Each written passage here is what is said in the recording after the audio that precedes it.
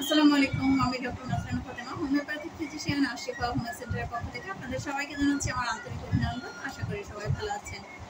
অনেকের ধারণা হোমিওপ্যাথিক ঔষধে অ্যালকোহল আছে বিধায় হোমিওপ্যাথিক ঔষধ সেবন ইসলামের দৃষ্টিতে যুক্তিযুক্ত নয়। হোমিওপ্যাথিক ঔষধে কতটুকু অ্যালকোহল আছে এটা যদি আমরা জানতে চাই, তা 90-এর উপরে অ্যালকোহল দিয়ে হোমিওপ্যাথিক ঔষধ প্রস্তুত করা হয়, কিন্তু সেটা হোমিওপ্যাথিক ঔষধের প্রস্তুত প্রণালীতেই ব্যবহৃত হচ্ছে। কিন্তু হোমিওপ্যাথিক ঔষধে অ্যালকোহল আছে, এটা আসলে কি সেবন করা যাবে? এখানে অনেকের বিভিন্ন জনের বিভিন্ন রকম মতবাদ আছে। সেখানে বলা হচ্ছে যদি কোনো ঔষধে অ্যালকোহল থাকে সেটা খাওয়া যেতে পারে একেবারে শেষ উপায় হিসেবে, যদি আর কোনো ঔষধ না থাকে আপনার জীবন বাঁচাতে পারে এবং এমন কোনো গুরুতর অসুখে আপনি ভুগছেন যে ওষুধটা থেকে আপনাকে সারিয়ে তুলতে পারবে, সেক্ষেত্রে অ্যালকোহল সেবন করা যাবে। আল্লাহ পবিত্র কোরআনে সব মিলিয়ে 4টি সূরার বর্ণনা দিয়েছেন। সূরা বাকারা অধ্যায় 2 আয়াত 173, সূরা মায়েদা অধ্যায় 5 আয়াত 3, সূরা আহনাম অধ্যায় 6 আয়াত 145, সূরা নাহাল অধ্যায় 16 আয়াত 115। তো আমরা জানি যে অ্যালোপ্যাথিতেও কিন্তু অনেক ঔষধে অ্যালকোহল রয়েছে।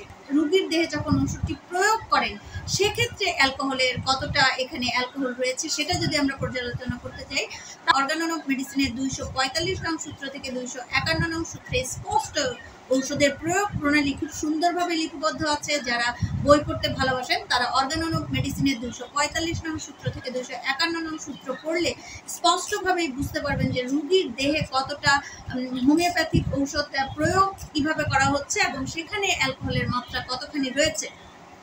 তো হোমিওপ্যাথিক ঔষধ যখন একটি রোগীর দেহে 30 শক্তির ঔষধের প্রয়োজন হয়, সেই লিকুইড আকারে রোগীর দেহে প্রয়োগ করি না বা করা যাবে না। যখন একটি রোগী অসুস্থ হয় তখন 30C পটেন্সির একটি ওষুধকে গ্লোবিউসে সিক্ত করতে হয়। সেই গ্লোবিউসটি সিক্ত করে সেখান থেকে একটি অনুবটিকা রোগীর দেহে প্রয়োগ করার কথা বলা আছে। যদি রোগী একটি অনুবটিকায় সুস্থ হয়ে যায় সেক্ষেত্রে দ্বিতীয়বার ঔষধ রোগীর দেহে প্রয়োগ করার কোনোই প্রয়োজন হয় না।